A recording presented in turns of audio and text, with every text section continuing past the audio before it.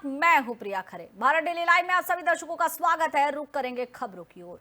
केंद्रीय कृषि मंत्री शिवराज सिंह चौहान ने कहा कि प्रधानमंत्री नरेंद्र मोदी ने स्वतंत्रता दिवस के संबोधन में कृषि और ग्रामीण विकास को लेकर कई महत्वपूर्ण लक्ष्य तय किए हैं। उन्होंने बताया कि सरकार का फोकस खेत में बेहतर बीज और उत्पादन से लेकर फूड प्रोसेसिंग और ग्लोबल मार्केट तक पूरी वैल्यू चेन को मजबूत करने पर है। शिवराज सिंह चौहान ने कहा कि केमिकल मुक्त कृषि उत्पादों को बढ़ावा देने के साथ भारतीय कृषि उत्पादों को वैश्विक ब्रांड के तौर पर स्थापित करने का लक्ष्य है। इसके लिए बीज उत्पादन, प्रोसेसिंग और एक्सपोर्ट तक हर स्तर पर गुणवत्ता सुनिश्चित करने पर उन्होंने जोर दिया। उन्होंने कहा कि देश की जरूरत और वैश्विक मांग को ध्यान में रखते हुए उत्पादन और उत्पादकता बढ़ाने का रोडमैप तैयार किया गया है, जिससे आने वाले समय में आयात पर निर्भरता भी कम की जा सकेगी।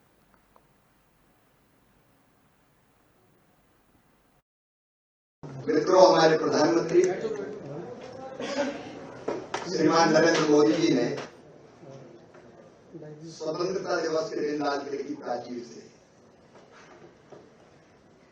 देश को संबोधित करते हुए हमें कुछ लक्ष्य दिए हैं। जैसे कृषि के बारे में उन्होंने कहा, शक्ति की सप्तधारा और ग्रामीण विकास। उन्होंने कहा कि खेत से बीज हो, बेहतर उत्पादन हो, प्रोसेसिंग और एक्सपोर्ट का ग्लोबल मार्केट को जगह बनाना है। प्रधानमंत्री जी के शब्द हमारे लिए मंत्र है। केमिकल फ्री उत्पाद की उन्होंने बात की। दमन में समुद्र के बीच फंसे 9 मछुआरों की जान कोस्ट गार्ड की तत्परता से बचा ली गई। नवसारी की जयमाला नाव कृष्णपुर से ओखा पोर्ट की ओर जा रही थी, तभी ढोलाई पोर्ट से करीबन 2 नॉटिकल मील की दूर नाव में तकनीकी खराबी आ गई। उसे पानी उसमें भरने लगा। स्थिति बिगड़ने पर मछुआरों की जान पर खतरा मंडराने लगा। इमरजेंसी की सूचना मिलते ही दमन कोस्ट गार्ड ने तत्काल रेस्क्यू ऑपरेशन शुरू किया। चेतक हेलीकॉप्टर की मदद से समुद्र में फंसे सभी 9 मछुआरों को सुरक्षित बाहर निकाल लिया गया। रेस्क्यू के बाद सभी मछुआरों की मेडिकल जांच की गई और जरूरत के मुताबिक उन्हें उपचार भी दिया गया। कोस्ट गार्ड की त्वरित कार्रवाई से बड़ा हादसा टल गया और सभी मछुआरों की जान बच गई।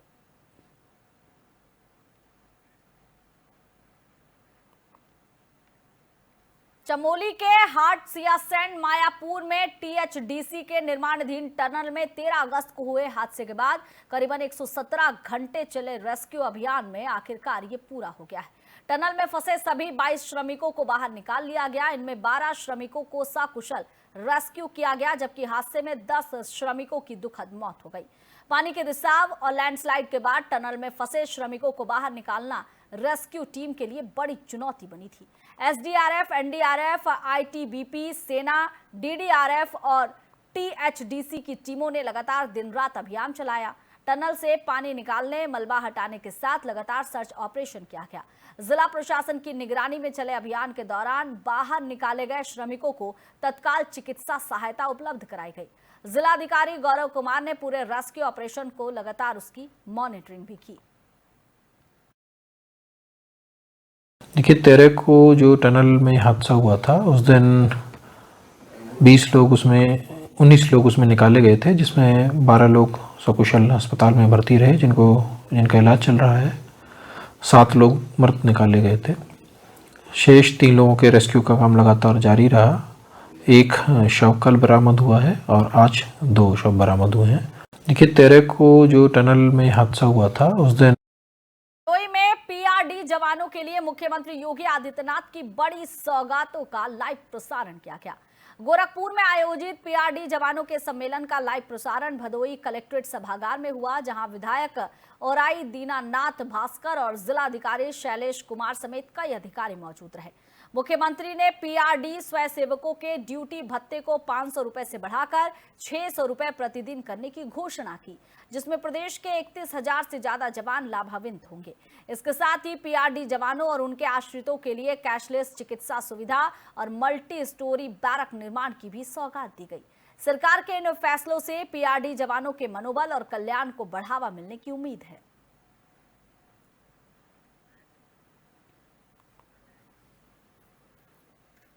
फतेहपुर के सदर कोतवाली क्षेत्र के मसवानी इलाके में सोशल मीडिया पर कथित आपत्तिजनक टिप्पणी को लेकर हंगामा हो गया। हिंदू संगठनों ने आरोप लगाया कि सोशल मीडिया पर हिंदू समाज को टारगेट करते हुए टिप्पणी की गई है। मामले को लेकर संगठन के कार्यकर्ता सदर कोतवाली पहुंचे और लिखित शिकायत देकर मुकदमा दर्ज कराने की मांग की।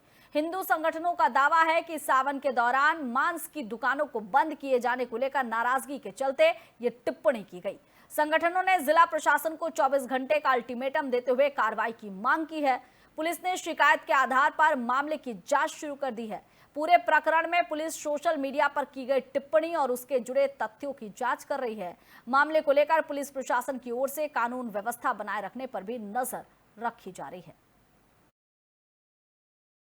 जी हाँ, अभी ये आज सुबह संज्ञान में आया। कुछ हिंदू संस्थान ने ये ऑब्जेक्शन उठाया है कि एक फेसबुक से एक व्यक्ति ने अपना फेसबुक आईडी इस्तेमाल करते हुए कुछ अभद्र टिप्पणी करी है एक समुदाय पर, जो पुलिस ने द्वारा संज्ञानित लिया गया है। साइबर सेल के द्वारा उसकी जो डिटेल्स हैं वो निकलवाई जा रही हैं और डिटेल्स निकलते ही इसमें विधिक कार्रवाई के अंतर्गत मुकदमा पंजीकृत कराया जाएगा और आगे कार्रवाई करेगी। जी हाँ, अभी ये आज सुबह संज्ञान में आया। कुछ हिंदू डिंग में राजस्थान राज्य विधिक सेवा प्राधिकरण के निर्देश के अनुसार सरकारी और निजी विद्यालयों में विशेष विधिक जागरूकता शिविर आयोजित किए गए। कार्यक्रम का उद्देश्य बच्चों को शोषण से बचाव और उनके कानूनी अधिकारों के प्रति जागरूक करना रहा। न्यायिक अधिकारों और लीगल डिफेंस काउंसिल के सदस्यों ने विद्यार्थियों को गुड टच और बैड टच के बीच का अंतर समझाया। बच्चों को बताया गया कि किसी भी तरह का असहज या अनुचित व्यवहार महसूस होने पर डरने के बजाय तुरंत माता पिता, शिक्षक या कानून की मदद लेनी चाहिए। शिविरों में विद्यार्थियों को पॉस्को एक्ट, बाल अधिकार, बाल शोषण से बचाव और सुरक्षा से जुड़े उपायों की जानकारी भी दी गई। अधिकारियों ने बच्चों से अपनी सुरक्षा को लेकर जागरूक रहने और किसी भी गलत व्यवहार के खिलाफ आवाज उठाने की अपील की है। राष्ट्रीय विधिक सेवा प्राधिकरण नालसा नई दिल्ली एवं राज्य विधिक सेवा प्राधिकरण जयपुर के निर्देशानुसार आज डीग जिले में ट्रांसफॉर्मेटिव ट्यूसडे के तहत 18 सरकारी स्कूलों में सभी न्यायिक अधिकारियों द्वारा अलग अलग सेशन लिए गए, जिसमें अच्छा स्पर्श, बुरा स्पर्श, शोषण के विरुद्ध आवाज उठाओ राष्ट्रीय विधिक डिंग से नाबालिग लड़की के अपहरण से जुड़ा मामला सामने आया है, जिसमें पीड़ित परिवार का आरोप है कि करीबन 5 महीने बीतने के बाद भी उन्हें न्याय नहीं मिला है। परिवार का कहना है कि वे लगातार थाने के चक्कर लगा रहे हैं। मामला पहाड़ी थाना क्षेत्र के गांव छपरा का बताया जा रहा है, जहां करीबन 5 महीने पहले नाबालिग लड़की के अपहरण का आरोप लगाया गया था। पीड़ित परिवार की शिकायत पर पहाड़ी थाना पुलिस ने मामला दर्ज किया था। बाद में लड़की को बांदी कुई से दस्तयाब किया गया। अब पीड़ित परिवार ने फकीर कम्युनिटी वेलफेयर सोसाइटी से मदद की गुहार लगाई है। सोसाइटी के अध्यक्ष के नेतृत्व में सदस्य डिंग एसपी कार्यालय पहुंचे और मामले में कार्रवाई की मांग की। एसपी ने सभी की बात सुनने के बाद पीड़ित परिवार को उचित कार्रवाई और न्याय का आश्वासन दिया है। मैंने कल एसपी साहब से बात करी। दरअसल हमारा जो ये हमारे समाज का मैटर था 5-7 रोज पहले हमारी कमेटी को संज्ञान में आया। उसके उपरांत मैंने एसपी साहब से बात करी। एसपी साहब ने आज मिलने के लिए हमें वक्त दिया और एसपी साहब ने हमारी बात अच्छे से सुनी और आश्वस्त किया है कि आप 2-4 दिन के अंदर आपको पॉजिटिव रिपोर्ट मिलेगी। मैंने कल एसपी साहब से बात करी। दरअसल हमारा जो ये और इस मामले पर ज्यादा जानकारी के लिए हमारे साथ राजस्थान के ब्यूरो चीफ दिनेश ठाकुर जुड़ गए हैं। दिनेश, क्या कुछ जानकारी मिल रही है? 5 महीने हो गए और इसके बावजूद भी अभी तक नाबालिग को न्याय नहीं मिला। विनीत ये बताना चाहूंगा प्रिया, जैसे कि राजस्थान के डीग जिले के पहाड़ी थाना क्षेत्र का मामला था, जिसमें 26 मार्च को ये लड़की जो घर में घुसकर उसको अपहरण किया गया था। लेकिन उसके बाद जब लोगों को ये घटना पता पड़ी तो काफी आक्रोश भी देखा गया था। लेकिन उसके बाद भी पुलिस ने अभी तक उसमें कोई कार्रवाई नहीं की है। वहीं जो लड़की के परिवारजन है वो 3 महीने से लगातार थाने के चक्कर काट रहे हैं, एसपी साहब के चक्कर काट रहे हैं, लेकिन अभी तक उसको वहां पर उसके ऊपर कोई कार्रवाई नहीं की गई है। लेकिन पीड़ितों का कहना भी है कि जो डीएसपी हैं, डीजीपी हैं, उनको भी लिखित में कार्रवाई के लिए लिखित में दिए गई थी, लेकिन अभी तक वहाँ से जो प्रशासन है, पुलिस का प्रशासन है, उन्होंने अभी तक कोई कार्रवाई नहीं की। अगर देखा जाए तो यहीं अगर कोई मंत्री का मामला होता तो इसमें जांच जल्दी की जाती, लेकिन अभी तक ये जो पीड़ित है वो लगातार 3 महीने से चक्कर काट रही। लेकिन आज एसपी हैं, वो बार बार कह देते कि इस पर जल्दी कार्रवाई देखने को मिलेगी। विनीत, क्या नाबालिग को बरामद कर लिया गया है? जी, नाबालिग को तो बरामद कर लिया गया है, लेकिन जो अपराधी हैं वो अभी तक पुलिस के हाथ नहीं लगे हैं। कहीं ना कहीं एक सबसे बड़ा सवाल ये खड़ा होता है कि पुलिस प्रशासन आखिर कर क्या रहा है। 3 महीने से अभी तक उन अपराधियों को गिरफ्तार नहीं किया गया। कहाँ वो अपराधी हैं? अगर यही कोई अगर नेता वगैरह का होता तो ये 2 दिन के अंदर पुलिस इनको गिरफ्तार कर लेती जिस और वहाँ बच्ची का अपहरण हुआ, जिस नाबालिग बच्ची का अपहरण हुआ, उनसे क्या बातचीत आपकी हुई? उसने क्या जानकारी दी कि आखिर जो अपराधी है उसे लेकर कहाँ गए थे और कहाँ उसे छोड़ा? ये बताना चाहूंगा कि जो लड़की से मेरी बात हुई थी, उन्होंने बताया कि राजस्थान में उनको छोड़ा गया था, लेकिन जो अपराधी थे वो घर से अंदर जो काम कर रही थी लड़की, उसको घर से उठाया, गाड़ी में बिठाकर ले गए। जब उसके पीड़ितों ने उसका विरोध किया, उनसे मारपीट की, तो उन्होंने गाली गलौज करते हुए पीड़ितों को मारपीट कर उसको लड़की को ले गए। जब पुलिस को ये सूचना दी गई थी तो पुलिस ने भी 2 दिन बाद इसके बाद कार्रवाई की, उनको जांच में लगे। उसके बाद जब मामला दर्ज किया गया, लेकिन मामला दर्ज होने के बाद अभी तक पुलिस की कोई कार्रवाई देखने को नहीं मिल रही है। तो विनीत, क्या आपकी पुलिस से बात हुई? जब 5 महीने बीत गए, कौन है आरोपी ये भी पता है? क्योंकि भाई घर से उठा के ले गए तो कोई दबंग ही होगा, वरना ऐसी हिम्मत आम लोगों में तो है नहीं कि किसी को घर से उठा कर लेके जाए। आखिर पुलिस का ये ढुलमुल सुस्त रवैया क्यों है? जी प्रिय, बताना चाहूंगा, पीड़ित आज भी एसपी साहब के पास में वहाँ पीड़ित गया हुआ था। उसने कहा था कि मेरा जो मामला है उसको संज्ञान में लिया जाए, लेकिन उन्होंने भी उसका आश्वासन दे दिया है। वहीं दूसरी तरफ देखा जाए तो कई महीने से वो कामा, पहाड़ी, इन जगहों पर डीजीपी वहाँ पे जो उनके एरिया के जो इंचार्ज हैं, जो एसपी वो हैं, लेकिन उन्होंने अभी तक उसमें संज्ञान नहीं लिया है। वो कह देते हैं जब तक जयपुर से कोई उनकी जांच की प्रक्रिया पूरी नहीं होती है तब तक ये मामला हम कुछ कह नहीं सकते। लेकिन ये कहीं ना कहीं एक सबसे बड़ी जो डी पुलिस की ढील है वो कहीं ना कहीं देखने को मिल रही है कि अपराधी को अभी तक छोड़ा जा रहा है और जो न्याय की गुहार लगा रही है पीड़ित है, उसको न्याय नहीं मिल पा रहा है। विनीत, जब नाम सामने आ चुका, क्या जो पीड़ित परिवार है वो अपराधियों का नाम बता रहे हैं? क्या उन्हें जानकारी है कि भाई अपराधी कौन है? जी, उन्होंने तो नाम बताया है, लेकिन अभी ये तो क्लियर नहीं हो पाया है। पुलिस जांच कर रही है। फिर पुलिस जो है एफआईआर के तर्ज पे पहले जो है हिरासत में लेकर पूछताछ क्यों नहीं शुरू करती है? अभी बताना चाहूंगा कि पीड़ित का आरोप ये भी है कि पुलिस उसको दबाने की कोशिश कर रही है। 3 महीने से उस केस को दबाया जा रहा है, जिसमें आरोपी का जो पीड़ित है उनका कहना है कि आरोपी के केस को पुलिस है जो दबा रही है। वो कामा में भी उन्होंने जो वहाँ के एरिया के जो सीओ वगैरह हैं उनको भी कहा था, लेकिन उन्होंने कहा कि अभी जयपुर से 3 दिन में रिपोर्ट आएगी, उसके बाद जांच होगी। वो 3 महीने से लगातार यही कर रहे हैं, लेकिन अभी तक इस पर कोई कार्रवाई देखने को नहीं मिल रही है। कहीं ना कहीं सबसे बड़ा प्रशासन ये बीच खड़ा होता है कि आखिर जो राजस्थान के अंदर ट्रिपल इंजन की सरकार होते हुए भी ये जो सीएम है वो कहते हैं कि लड़कियां सुरक्षित होंगी, लड़कियां बेटी बढ़ाओ, लेकिन वो अभी तक कहीं देखने को नहीं मिल रहा है। ये कहीं ना कहीं इससे बड़ी यह पहला मामला नहीं, कई बड़े मामले देखने को मिले हैं, लेकिन अभी तक उसके बावजूद भी ये कहीं ना कहीं पुलिस की ढील जो देखने को मिल रही है। ये सबसे बड़ा पुलिस पर सवाल खड़ा होता है कि आखिर पुलिस काम करना क्यों नहीं चाहती है। नहीं विनीत, इसके बाद अब जब पुलिस सुन नहीं रही है, कोई कार्रवाई नहीं कर रही है, 5 महीने से जो है पीड़ित परिवार थाने के चक्कर लगा रहा है, आगे इनका क्या कुछ कहना है? क्या करने वाले हैं आगे? पीड़ित का कहना है कि अगर कार्रवाई नहीं होती है तो वो सीएम साहब से गुहार लगाएंगे, लेकिन मुझे ये नहीं लगता कि अगर सीएम के पास भी ये मामला जाएगा तो वो भी अगर पुलिस के पास आएगा, लेकिन पुलिस उसमें कह देगी कि हम तो जांच कर रहे हैं। तो ये भी कहीं ना कहीं टालम टोल होगा। लेकिन अपराधियों की गिरफ्तारी आखिर हो क्यों नहीं रही है? किस दबाव की वजह से अपराधियों को छोड़ा जा रहा है? आखिर पुलिस क्यों छोड़ रही है? ये भी है कि क्या अपराधी जो है वो दबंग है, किसी का संरक्षण मिला हुआ है, ये भी तो बात है ना। ये अभी कहा नहीं जा सकता प्रिया, लेकिन एक तरह से देखा जा सकता है कि 3 महीने से पुलिस आखिर उनको गिरफ्तार नहीं कर रही है, तो कहीं ना कहीं दबंग ही हो सकते हैं।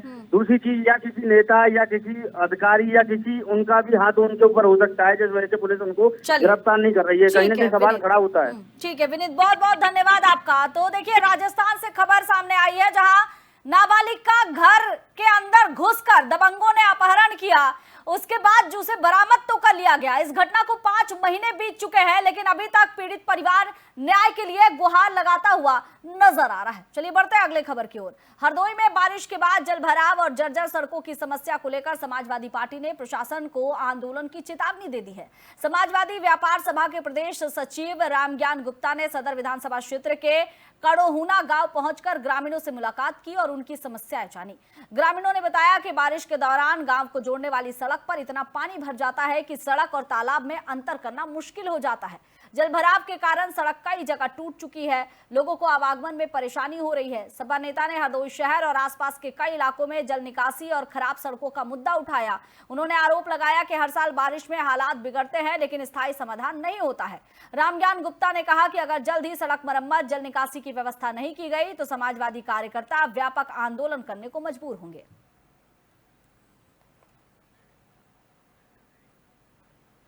उन्नाव में रक्षाबंधन के मौके पर देश की सीमाओं पर तैनात जवानों के प्रति सम्मान और भाईचारे की अनूठी मिसाल देखने को मिली। नवाबगंज ब्लॉक क्षेत्र में छात्रों ने सैनिक भाइयों के लिए 200 से अधिक राखियां तैयार की और उन्हें जिला अधिकारी कार्यालय पहुंचकर सौंपा। 1 दर्जन से ज्यादा छात्र अपने शिक्षकों के साथ डीएम कार्यालय पहुंचे और इन राखियों को सीमा पर तैनात जवानों तक पहुंचाने की अपील की। छात्रों ने कहा कि देश की रक्षा करने वाले जवान भी उनके भाई है जो अपने परिवार से दूर रहकर दिन रात देश की सुरक्षा में जुटे हैं। छात्रों ने यह भी कहा कि भले ही सैनिक भाइयों की कलाई पर खुद राखी ना बांध पाए लेकिन इन राखियों के जरिए उनका स्नेह और शुभकामनाएं जवानों तक जरूर पहुंचेगी। शिक्षकों ने भी छात्रों की इस पहल की सराहना की और कहा कि इससे बच्चों में देश प्रेम और सैनिकों के प्रति सम्मान की भावना मजबूत होती है।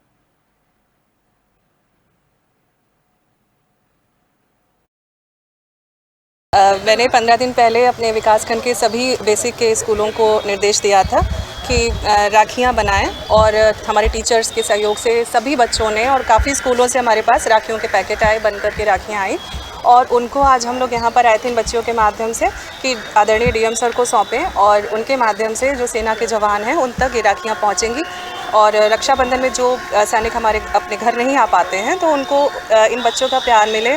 मैंने 15 दिन पहले अपने विकासखंड के सभी बेसिक के स्कूलों को निर्देश दिया था। बरेली में पर्यावरण संरक्षण और जल संसाधनों के पुनर्जीवन की दिशा में बड़ा कदम उठाया जा रहा है। 21 अगस्त को बरेली कंटोनमेंट बोर्ड की ओर से विशेष वृक्षारोपण और नकटिया नंदी पुनर्जीवन अभियान आयोजित किया जाएगा। सुबह 9 बजे होने वाले इस कार्यक्रम में पर्यावरण मंत्री डॉक्टर अरुण सिंह मुख्य अतिथि के रूप में शामिल होंगे। अभियान के तहत बड़े स्तर पर पौधारोपण के साथ नकटिया नदी की स्वच्छता, तटवर्ती हरित क्षेत्र के विकास और जल संरक्षण पर जोर दिया जाएगा। कंटोनमेंट बोर्ड का कहना है कि इस पहल का उद्देश्य सिर्फ पौधे लगाना नहीं बल्कि आने वाली पीढ़ियों के लिए बेहतर पर्यावरण और समृद्ध जैव विविधता तैयार करना है। पिछले कई महीनों से हम जल संरक्षण के लिए काम करने का प्रयास कर रहे हैं, जिसमें कि नकटिया नदी एक महत्वपूर्ण भूमिका निभाएगी। हमारे पास छावनी परिषद के क्षेत्र में 6 से 7 किलोमीटर है जो नकटिया नदी का क्षेत्र पड़ता है। उसमें सबसे पहला हमारा कदम ये होगा कि उसे प्लास्टिक मुक्त करा जाए, क्योंकि हम देखते हैं कि उस नदी में बहुत ज्यादा प्लास्टिक पड़ा हुआ है, जगह जगह से आया हुआ है। तो पहले फेज में हम वो करेंगे, उसके बाद बायो रेमिडिएशन का प्रोसेस करेंगे और नदी के दोनों तरफ हम पेड़ वृक्षारोपण लगाने का हमारा एक प्रयास है, जो माननीय वन मंत्री जी के माध्यम से 21 तारीख को 9 बजे सुबह प्रारंभ होगा।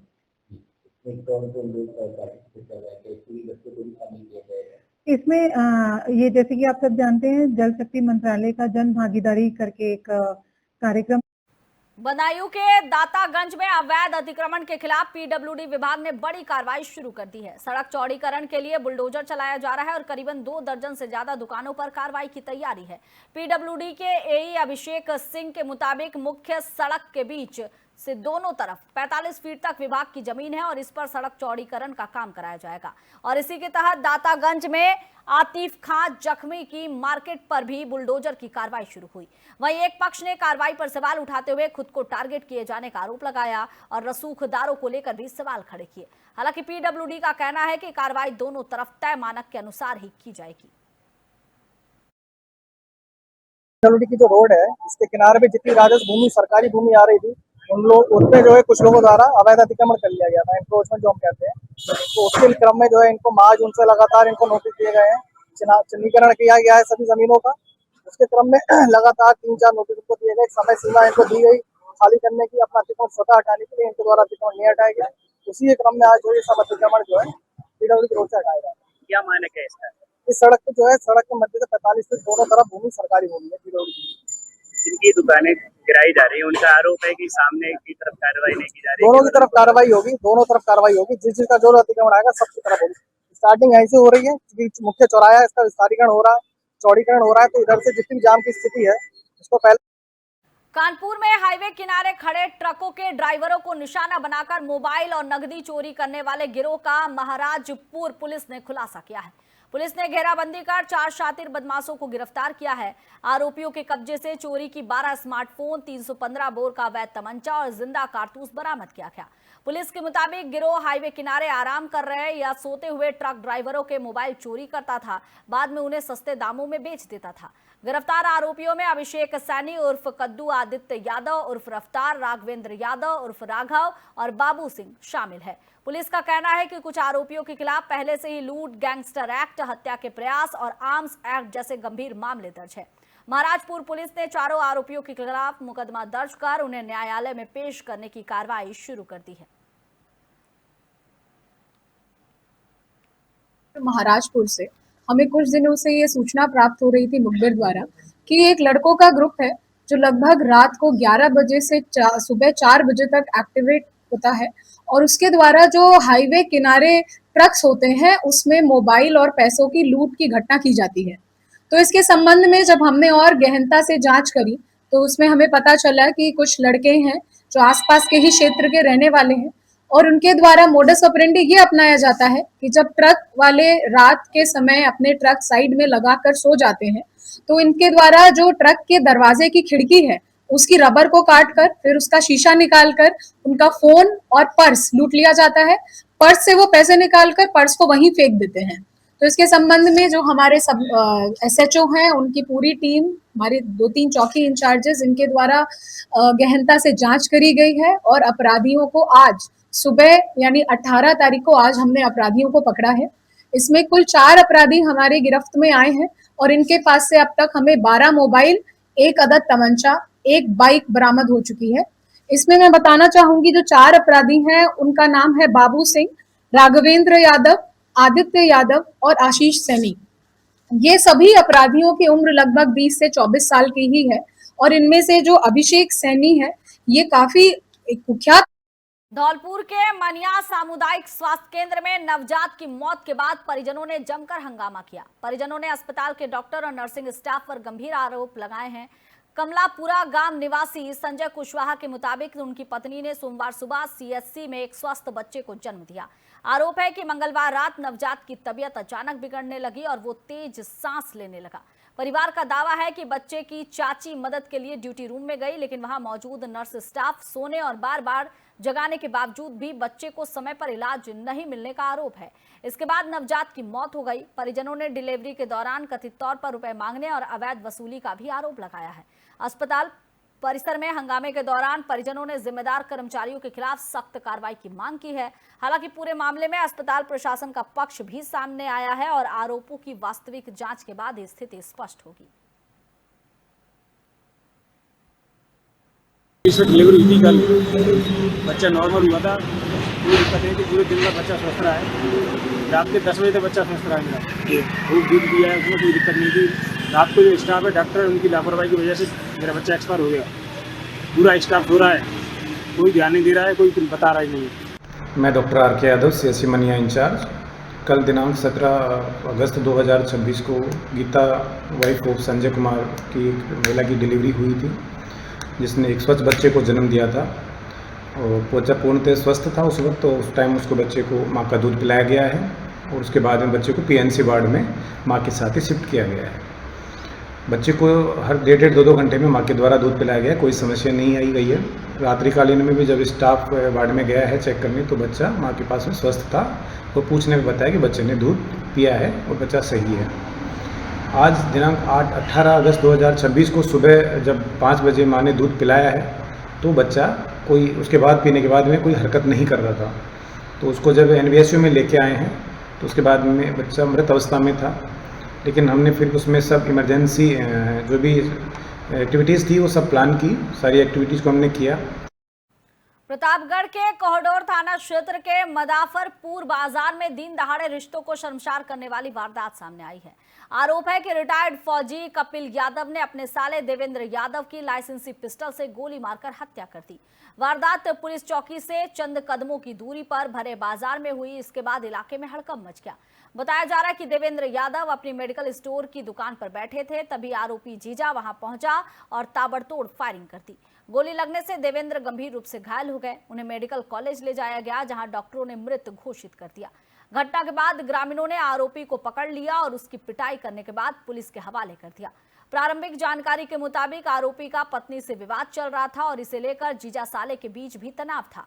पुलिस मामले की जांच कर रही है और आरोपी के खिलाफ कड़ी कार्रवाई की बात कही है। देखिए, थाना कोडोर पे 12 बजे ये सूचना मिली थी कि मदाफरपुर बाजार में एक व्यक्ति है जिसका नाम देवेंद्र यादव है, उसको उसके सगे जीजा कपिल यादव के द्वारा गोली मार दी गई है। इसमें मौके पे तुरंत पुलिस टीम वहां पे पहुंची। जो अभियुक्त है कपिल यादव, वो पहले आर्मी में था, अब रिटायर हो चुका है और अब सुल्तानपुर में डिस्ट्रिक्ट हॉस्पिटल में वो गार्ड की नौकरी करता है। कल ही उसका अपनी पत्नी के साथ विवाद हुआ था, जिसके चलते उसका जो भाई है वो देवेंद्र यादव अपनी बहन प्रियंका को यहाँ ले आया था। उसी से नाराज होके आज कपिल ने आके देवेंद्र यादव पे। मुरादाबाद के ठाकुर द्वारा कोतवाली क्षेत्र के रामूवाला गणेश गांव में उस वक्त हड़कंप मच गया जब गन्ने के खेत में एक अज्ञात युवक का शव बरामद हुआ। खेत में काम करने पहुंचे ग्रामीणों ने शव को देखा तो तुरंत पुलिस को सूचना दी गई। मौके पर पहुंची पुलिस ने शव को कब्जे में लेकर पोस्टमार्टम के लिए भेज दिया। वहीं फॉरेंसिक टीम और स्थानीय पुलिस पूरे मामले की जांच में जुटी है। ग्रामीणों ने युवक की हत्या कर शव को खेत या जंगल में फेंके जाने की आशंका भी जताई है। हालांकि पुलिस का कहना है कि पोस्टमार्टम और फॉरेंसिक रिपोर्ट आने के बाद ही मौत की असली वजह साफ हो सकेगी। फिलहाल मृतक की पहचान कराने के प्रयास भी किए जा रहे हैं। घास मिली है और खपड़ी बांध रही थी। किस समय? ये है 11:30 बजे से। तो आप मौके पे थे? हाँ, जब ये आया था मैं देखता आ गया। तो आपने देखा हालत है लाश की? सारा खाया पड़ा है शरीर। क्या लगता है आपको? ये तो मर्डर है। बोला गणेश है, यहाँ एक इसमें लाश मिली है, डेड बॉडी, मगर ये मालूम नहीं है कहाँ की है कहाँ की नहीं है। गन्ने मिली 8-10 दिन से पड़ी है इधर। क्या स्थिति बताई जा रही है डेड बॉडी की? बहुत बदबू आ रही है, स्मेल आ रही है। जी जा भी नहीं जा रहा है, इतनी बदबू आ रही है। हाँ, गल गया है, डेड बॉडी गल गई है। जेंट्स की। जेंट्स कितने? लगभग ऐसी 25 से लमथिंग है। फिलहाल इस बुलेटिन में बस इतना ही। आप देखते रहिए इंडिया डेली लाइव। नमस्कार।